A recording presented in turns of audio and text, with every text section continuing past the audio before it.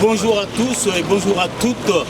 Bienvenue à cette conférence de presse que nous avons tant attendue parce que ça fait quand même 8 ans, tous les 22 mars, nous manifestons contre le racisme et contre le fascisme en France et surtout à Paris.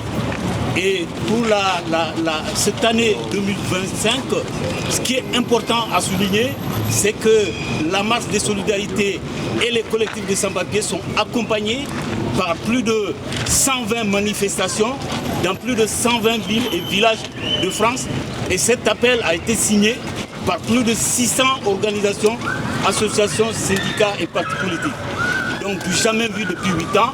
Et le dernier mot que je voulais attirer à l'attention de tous ceux qui nous écoutent, qu'ils soient sans papier, français, étrangers, avec ou sans papier, ils seront les bienvenus à la manifestation du 22. Aucune crainte, n'ayez aucune crainte, puisque nous avons des accords tacites avec la préfecture, que du début de la manifestation à la fin de la manifestation, que personne ne soit inquiété, que personne ne soit arrêté, parce qu'il est venu manifester contre le racisme et contre le fascisme. Merci.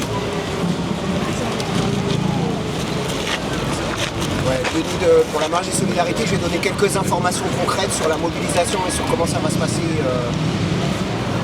Il va y avoir après moi Fousseni, qui fait partie du collectif des jeunes du parc de Belleville, qui va intervenir à la fois dans le cadre, parce qu'ils sont partie prenante de la marche des solidarités et de la mobilisation pour le 22 mars depuis le début, et que tout le monde sait ce qui s'est passé il y a quelques jours à la Gaîté Lyrique. Pour l'instant, la banderole est encore là. Pour nous, c'est extrêmement symbolique. Non seulement c'était pratique, violent, etc., ce qui s'est passé mardi, mais le fait que ça se passe, que cette décision d'expulser les jeunes soit prise quelques jours avant les manifestations du 22 mars, qui vont être des manifestations massives, est un message explicite de la part du pouvoir sur la politique qu'ils sont en train de mener, un message explicite pour essayer de décourager, parce qu'ils sentent qu'il y a une vague qui est en train de monter de riposte contre les politiques racistes qu'ils sont en train de mener, une riposte contre le fait que ça ouvre la voie au courant fasciste dans ce pays. Donc il n'y a pas de hasard, et les manifestations du 22 mars seront une réponse à ce qui s'est passé, mais pas simplement une réponse par le nombre, le 22 mars, mais par l'engagement de continuer de mener la lutte aux côtés des jeunes, parce que les jeunes, le message qu'ils nous ont envoyé, y compris mardi dernier, y compris en se faisant tabasser, en se faisant expulser, en se faisant pourchasser dans les rues de Paris pendant toute la journée, le message qu'ils ont donné, y compris à la préfecture, qui voulait les déporter vers Rouen, c'est qu'ils préféraient rester à la rue pour continuer de mener le combat, parce que leur revendication, c'est d'avoir des hébergements pérennes, c'est d'avoir l'accès à l'école, c'est d'avoir l'accès à la santé, etc. Et le message qui passera dans les manifestations de samedi sera le message qu'on s'engage à continuer la lutte à leur côté. Je donne juste une information, ce matin, là, je reviens d'une réunion avec la préfecture de police de Paris sur la manifestation. On a obtenu, ça ne vaut que ce que ça vaut, on a obtenu la garantie que à la manifestation parisienne de samedi, ni les sans-papiers, mais surtout ni les jeunes, y compris explicitement reconnus comme occupants de la Gaîté Lyrique, n'auraient aucun problème pour accéder et pour repartir de la manifestation. Maintenant, la garantie pour ça, c'est le nombre qu'on sera et le fait qu'on sera solidaire des jeunes, y compris pour les raccompagner, etc., après, à la fin de la manifestation. Donc je donne les chiffres parce qu'ils sont exemplaires sur... Aujourd'hui, on a l'impression, et tous les médias voudraient nous faire passer, que la seule chose qui existe dans ce pays, c'est le racisme, la montée du fascisme, etc. Ce qui va se passer samedi, c'est la démonstration que ce n'est pas le cas, qu'il y a des possibilités de riposte, des possibilités de mobilisation. Sissoko a donné quelques chiffres. C'est à la fois le nombre et la diversité des organisations qui appellent à cette manifestation. Il y a deux cadres qui existent. Il y a le cadre de l'appel de la marche des solidarités qui aujourd'hui regroupe 550 organisations qui ont signé, que ce soit des organisations locales, des organisations nationales de toutes sortes, etc. Et il y a un deuxième appel qui s'appelle Né ici ou venu d'ailleurs, qui regroupe 12 grosses organisations syndicales, LDH, etc., qui appellent toutes à la manifestation. Mais surtout, il y a déjà qui sont remontés auprès de la marche des solidarités 160 villes Et quand je dis ville, c'est toutes les grandes villes de France, mais y compris ça va jusqu'à des villages où le Rassemblement national a obtenu la majorité aux dernières élections, qui ont décidé de se mobiliser pour manifester samedi. Ça veut dire que la riposte, elle est possible, que la riposte, elle peut commencer samedi, et que samedi, c'est pas la fin du film, ce n'est que le début du film. Donc voilà, il y aura certainement beaucoup plus que ça, au moins 200 villages qui vont manifester samedi. On s'attend à une très grosse manifestation à Paris et on appelle tout le monde à rejoindre cette mobilisation, à venir manifester et à venir manifester pour construire des cadres sur chaque quartier, autour des collectifs de sans-papiers, autour des jeunes, sur chaque lieu de travail, avec les syndicats, pour construire la riposte, parce que je vais finir sur ça. En réalité, l'antiracisme, c'est comme l'amour. Ça n'existe pas. Il n'y a que des preuves d'antiracisme. Et que de ce côté-là, on demande aussi à une organisation comme le Parti Socialiste, où Anne Hidalgo a fait une déclaration déclarant qu'elle soutenait l'expulsion par la préfecture de la Gaîté Lyrique. Encore une fois, je dis, il n'y a pas d'antiracisme, il n'y a que des preuves de lutte antiraciste. On demande au Parti Socialiste de prendre explicitement position pour condamner les positions et la politique menée par Anne Hidalgo envers les jeunes et exiger qu'elle mène une politique qui accède à leurs demandes. Voilà, merci à vous. Merci beaucoup. Ousseini Mina. Donc c'est pour les jeunes. Bonjour, moi je suis Fousseini, délégué du collectif des jeunes de Parc de Belleville. Le 18 mars est devenu une date symbolique, une date historique pour notre lutte qu'on mène depuis des années. Et on le dira haut et fort, le 18 mars, on n'oublierait pas, on ne pardonne pas et on va continuer à militer. Et ça, c'est devenu un slogan très symbolique aussi. Et moi, je vais laisser la parole à ma camarade Milor, qui est déléguée aussi dans le collectif, expliquer la situation, l'embarras de choix qu'on a vécu ici le 18 mars, la répression, parce que c'était une répression totale, c'était l'impérialisme du système capitaliste qui s'est prouvé le 18 mars. On n'était pas chez nous, mais nous, on les rappelle que la France et l'Afrique, c'est l'histoire qui nous lie. Et cette histoire-là, on va continuer à la reviver, on va continuer à mettre à l'évidence qu'on est chez nous, nous ne partirons pas et on va continuer à militer et sur tous les fronts. Et Denis l'a dit, c'est seulement la lutte unitaire qu'on pourra vaincre ce système capitaliste raciste. Voilà. Je laisse la parole à ma camarade. Voilà. Bonjour. Déjà, je vais parler de la part du collectif des jeunes du Parc de Belleville. Comme tout le monde le sache qu'après 18 mois que le collectif existe, c'est maintenant là qu'on voit et que le collectif arrive à démontrer les 10 ans d'existence d'Anne Hidalgo.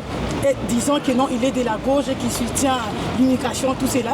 Mais en 18 mois de la lutte des jeunes, les jeunes arrivent à faire découvrir au monde la position de la mairie, la position de la maire de la ville.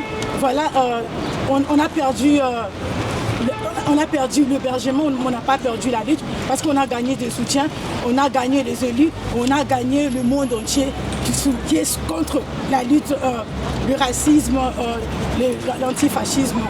Ce que je vais encore ajouter concernant ce que les collectifs subissent maintenant, déjà les jeunes sont à la rue, les jeunes sont dispersés et ce qui est plus grave, dans tous les endroits où les jeunes se situent, la police les embarque et les met au garde à vue. Il y a des jeunes qui sont au centre de retranchement maintenant, il y a des jeunes qui ont des OQTF étant mineurs, mais la police les déclare comme étant majeurs. Et là, c'est ce qu'on doit déclarer et les dire très fort sur le racisme que les jeunes sont en train de subir. C'est la discrimination que les jeunes sont en train de subir. Et face au 22 mars, les jeunes ne vont pas se taire tant qu'on n'a pas arrivé au sommet de la lutte, tant qu'on n'a pas gagné pour tout le monde, pour tous les immigrants, les jeunes ne vont pas lâcher. C'est que le début de la lutte et c'est que le début de notre victoire. Merci. Voilà, moi je vais essayer d'expliciter parce que l'action qui a été passée ici le 18 mars, il faudrait que vous sachiez les chiffres. Il y a eu plus d'une soixantaine d'arrestations des jeunes mineurs qui ont été dans des commissariats, dans le 12e et dans le 18e. Il y a une vingtaine qui sont sortis avec des OQTF et un jeune qui a atteint sa majorité le même jour de l'évacuation, qui a eu l'OQTF accompagné de l'IRTF. Il y a eu des dizaines et des dizaines de blessés. Donc il faudrait qu'on mette la lumière sur cette situation. Et nous, on ne va pas lasser. L'idée de cette conférence, c'est mettre à l'avance, le 22 mars, qu'on serait là. L'appel a été répondu par les mineurs isolés.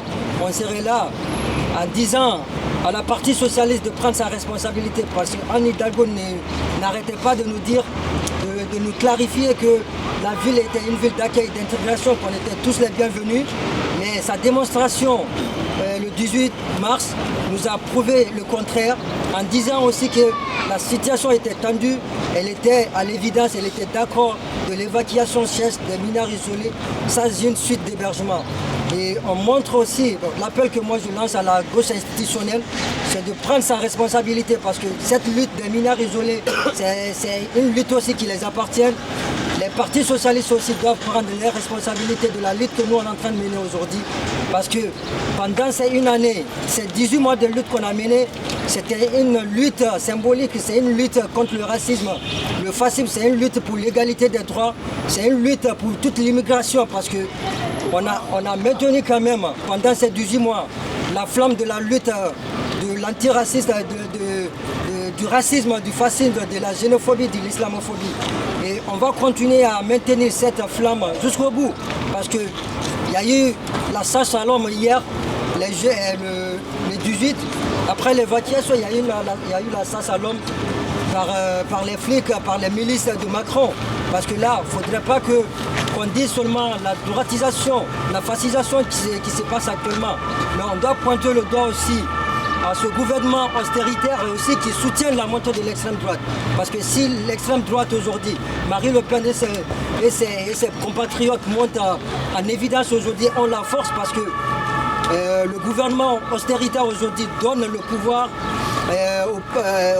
au Rassemblement national aujourd'hui, qui est l'arbitre entre le gouvernement et je sais pas, le macroniste et les partis de gauche, quoi, parce que c'est eux qui font le pouvoir actuellement. Donc il faudrait que ensemble, la lutte unitaire, qu'on fasse un blocage à la montée de l'extrême droite. Sinon, on n'aurait rien. C'est deux alternatives, et je ne cesse de les dire. On a deux alternatives, c'est créer la révolution, de stopper c'est stopper la montée de l'extrême droite, ou on laisse l'extrême droite gouverner le pays, c'est ça. Donc la seule idée que moi j'ai, c'est la révolution pour le blocage de la montée. Merci.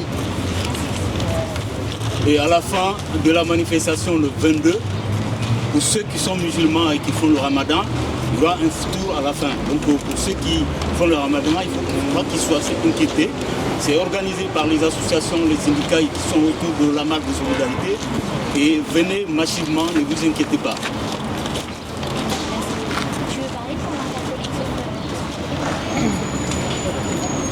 Bon, oui, je peux parler au nom de l'intercollectif des sans-papiers. C'est ce que je dis à l'introduction, c'est-à-dire c'est l'intercollectif et la marche de solidarité qui ont mis ça en place en 2017, et ça fait 8 ans que nous manifestons tous les 22 marches, et que l'intercollectif aujourd'hui n'a pas le temps, parce que la plupart des gens ils travaillent difficilement, ils n'ont pas le temps d'être là aujourd'hui.